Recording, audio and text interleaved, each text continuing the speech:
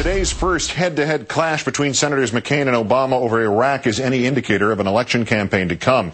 The senator from Arizona needs to get himself a seatbelt. Our third story on the countdown, McCain mischaracterizes what Obama said about al-Qaeda in last night's debate. Then Obama uses it to run rings around the Republican. Senator McCain today said he did not watch last night's debate. Perhaps he should have.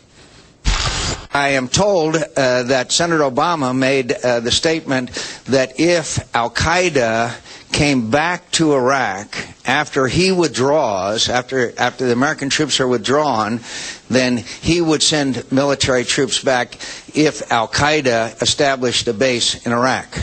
I have some news. Al-Qaeda is in Iraq. Al-Qaeda, it's called Al-Qaeda in Iraq. And my friends, they wouldn't, if we left, they wouldn't be establishing a base. They wouldn't be establishing a base. They'd be taking a country.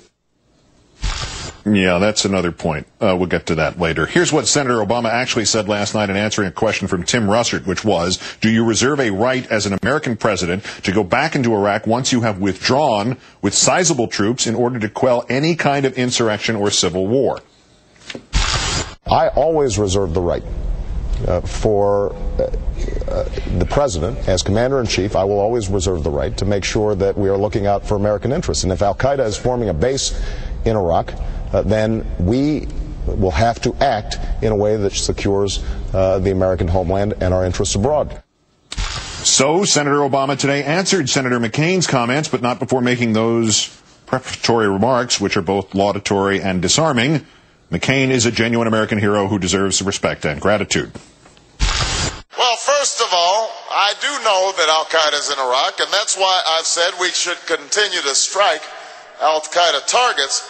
But I have some news for John McCain, and that is that there was no such thing as al-Qaeda in Iraq until George Bush and John McCain decided to invade Iraq.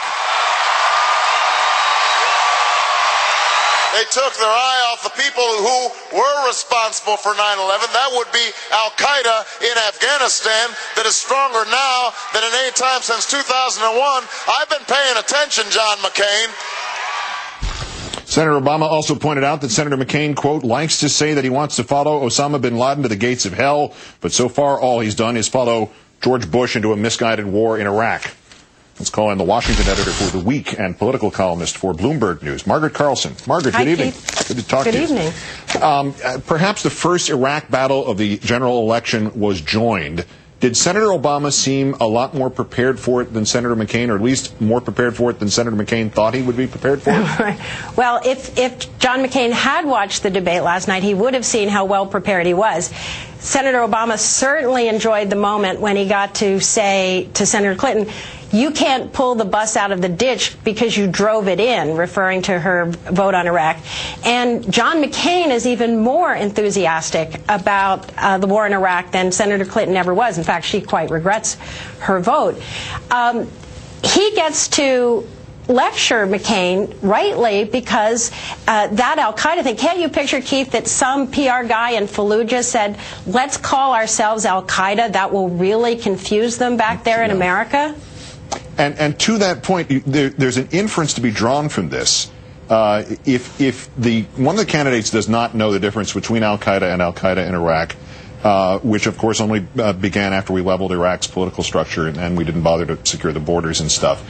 Obviously, McCain's base will look at that conflation and cheer, and Obama's will look at it and say, what an idiot. But what about the people in the middle? Is John McCain betting that the distinction is too complex for undecided voters? Is that the strategy? Well, Keith, that's a good point because it's been too muddled up until now.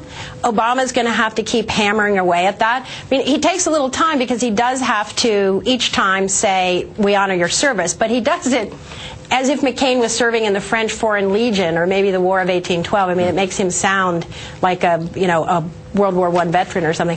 However, it can be separated and people can be told, and Obama may be able to do it where others simply have not been able to thoroughly unweld those two things together. You mentioned that pay tribute every time out. If this turns out to be McCain versus Obama, Have we ever seen anything like this before? Every time Barack Obama, one candidate mentions the other candidate, he's going to pay tribute to his war service. If you do that, is it foolish because you remind everybody that he served in the war, or do you inoculate yourself by complimenting the opponent and then saying anything you want to about him? You know, you just don't lose anything by being as gracious as possible. And it does make John McCain seem like another generation as compared to Barack Obama. And the moment in the debate, not the one last night, but the one before, that everybody remembers is when Hillary actually said, "I'm honored to be on the stage with Barack Obama," whether she meant it or not. So a little bit of grace goes a long way. And he is a genuine hero. I mean, don't you always ask yourself when you see John McCain, could I have stayed 5 years in that prison without cracking? I don't know that I would have been that brave. And it's an extraordinary, if it's more than graciousness, it's an extraordinary move on Obama's part. We'll see how it plays out if they, in fact, go head-to-head. Margaret Carlson of Bloomberg and The Week, good to talk to you. Thanks for your time tonight, Margaret. Thanks, Keith.